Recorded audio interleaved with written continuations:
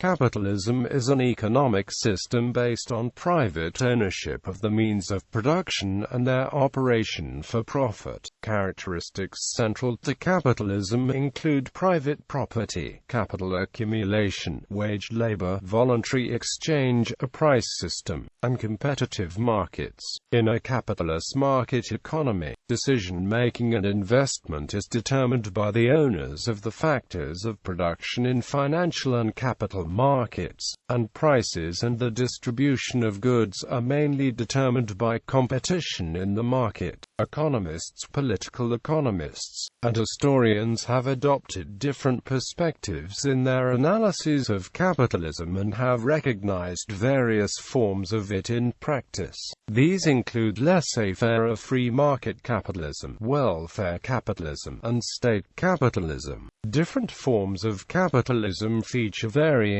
degrees of free markets, public ownership, obstacles to free competition, and state-sanctioned social policies. The degree of competition in markets, the role of intervention and regulation, and the scope of state ownership vary across different models of capitalism. The extent to which different markets are free, as well as the rules defining private property, are matters of politics and of policy. Most existing capitalist economies are mixed economies, which combine elements of free markets with state intervention, and in some cases, with economic planning. Capitalism has existed under many forms of government, in many different times, places, and cultures. Following the decline of mercantilism, mixed capitalist systems became dominant in the Western world and continue to spread. Etymology. The term capitalist, meaning an owner of capital, appears earlier than the term capitalism.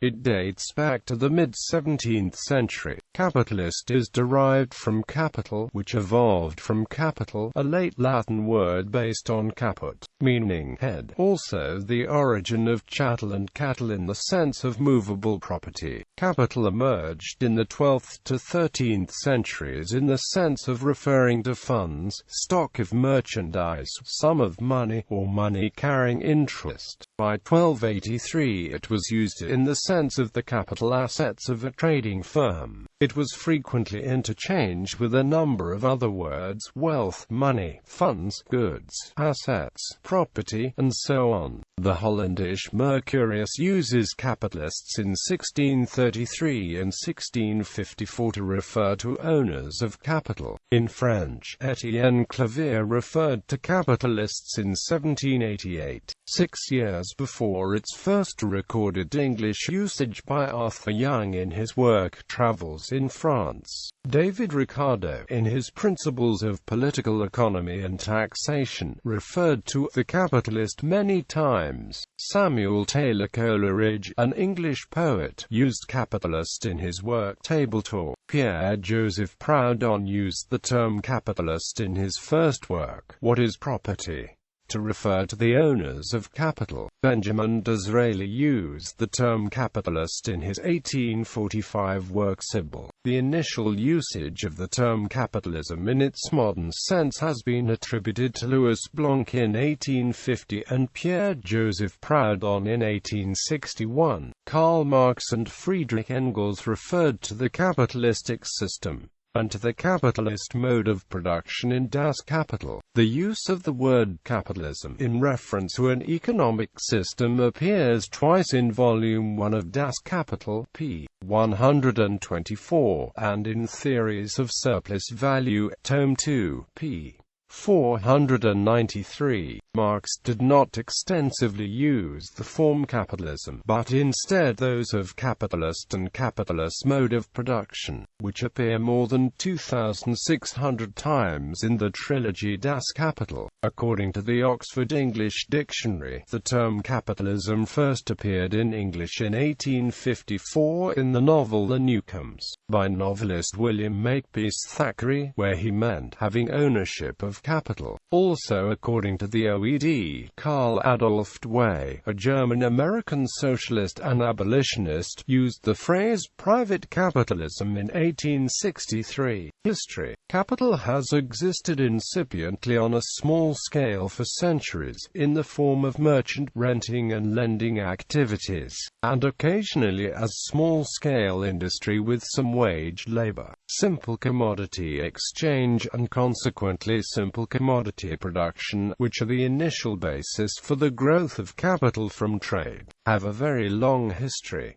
The capitalistic era, according to Karl Marx, dates from 16th-century merchants and small urban workshops. Marx knew that wage labor existed on a modest scale for centuries before capitalist industry. Early Islam promulgated capitalist economic policies, which migrated to Europe through trade partners from cities such as Venice. Capitalism in its modern form can be traced to the emergence of agrarian capitalism and mercantilism in the Renaissance. Thus, for much of history, capital and commercial trade existed, but it did not lead to industrialization or dominate the production process of society. That required a set of conditions, including specific technologies of mass production, the ability to independently and privately own and trade in means of production, a class of workers willing to sell their labor power for a living,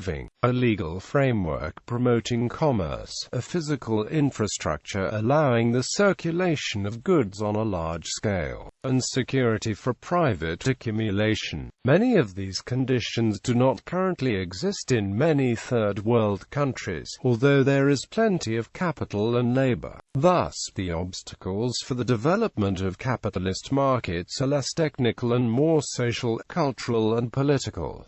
Agrarian capitalism. The economic foundations of the feudal agricultural system began to shift substantially in 16th-century England. The manorial system had broken down, and land began to become concentrated in the hands of fewer landlords with increasingly large estates. Instead of a serf-based system of labor, workers were increasingly employed as part of a broader and expanding money-based economy. The system put pressure on both landlords and tenants to increase the productivity of agriculture to make profit. The weakened coercive power of the aristocracy to extract peasant surpluses encouraged them to try better methods, and the tenants also had incentive to improve the methods in order to flourish in a competitive labor market. Terms of rent for land were becoming subject to economic market forces rather than to the previous stagnant system of custom and feudal obligation. By the early 17th century, England was a centralized state in which much of the feudal order of medieval Europe had been swept away. This centralization was strengthened by a good system of roads and by a disproportionately large capital city, London. The capital acted as a central market hub for the entire country, creating a very large internal market for goods. Contrasting with the fragmented feudal holdings that prevailed in most parts of the continent, mercantilism, the economic doctrine prevailing from the 16th to the 18th centuries, is commonly called mercantilism. This period, the Age of Discovery, was associated with the geographic exploration of the foreign lands by merchant traders, especially from England and the Low Countries.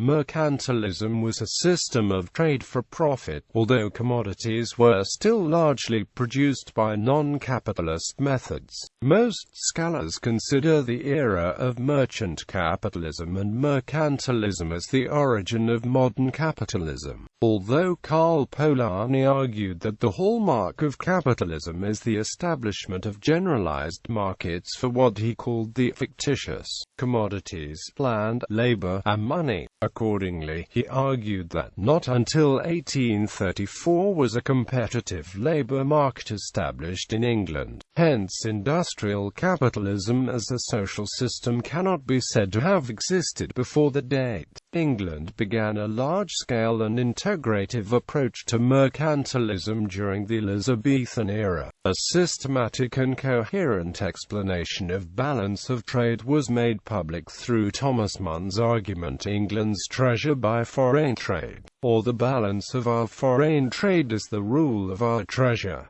It was written in the 1620s and published in 1664. European merchants, backed by state controls, subsidies, and monopolies, made most of the profits by buying and selling goods. In the words of Francis Bacon, the purpose of mercantilism was the opening and well-balancing of trade, the cherishing of manufacturers, the banishing of idleness, the repressing of waste and excess by sumptuary laws, the improvement and husbanding of the soil, the regulation of prices. The British East India Company and the Dutch East India Company inaugurated an expansive era of commerce and trade. These companies were characterized by the colonial and expansionary powers given to them by nation-states. During this era, merchants who had traded under the previous stage of mercantilism invested capital in the East India Companies and other colonies,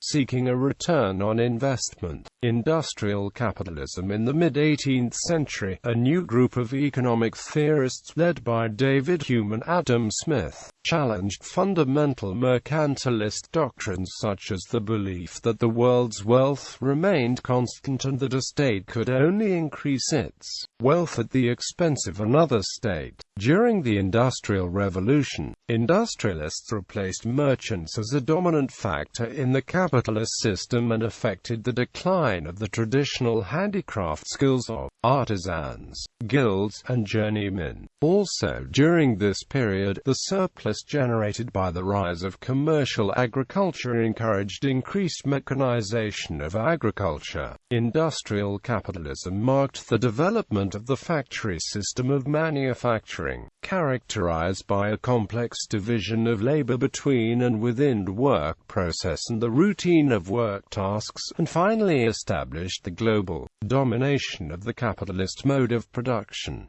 Britain also abandoned its protectionist policy, as embraced by mercantilism. In the 19th century, Richard Cobden and John Bright, who based the beliefs on the Manchester School, initiated a movement to lower tariffs. In the 1840s, Britain adopted a less protectionist policy, with the repeal of the Corn Laws and the Navigation Acts. Britain reduced tariffs and quotas in line with David Ricardo's advocacy for free trade. Modern capitalism. Capitalism was carried across the world by broader processes of globalization and by the end of the 18th century, became the dominant global economic system, in turn intensifying processes of economic and other globalization. Later, in the 20th century, capitalism overcame a challenge by centrally planned economies and is now the encompassing system worldwide, with the mixed economy being its dominant form in the industrialized Western world. Industrialization allowed cheap production of household items using economies of scale, while rapid population growth created sustained demand for commodities. Globalization in this period was decisively shaped by 18th-century imperialism. After the First and Second Opium Wars and the completion of British conquest of India, vast populations of these regions became ready consumers of European exports. Also in this period, areas of sub-Saharan Africa and the Pacific Islands were incorporated into the world system. Meanwhile, the conquest of new parts of the globe, notably sub-Saharan Africa, by Europeans yielded valuable natural resources such as rubber, diamonds and coal and helped fuel trade and investment between the European imperial powers, their colonies, and the United States. The inhabitant of London could order by telephone, sipping his morning tea, the various products of the whole earth, and reasonably expect their early delivery upon his doorstep. Militarism and imperialism of racial and cultural rivalries were little more than the amusements of his daily newspaper. What an extraordinary episode in the economic progress of man was that age which came to an end in August 1914.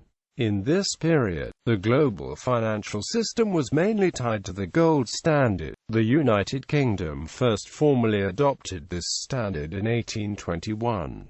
Soon to follow were Canada in 1853, Newfoundland in 1865, the United States and Germany in 1873.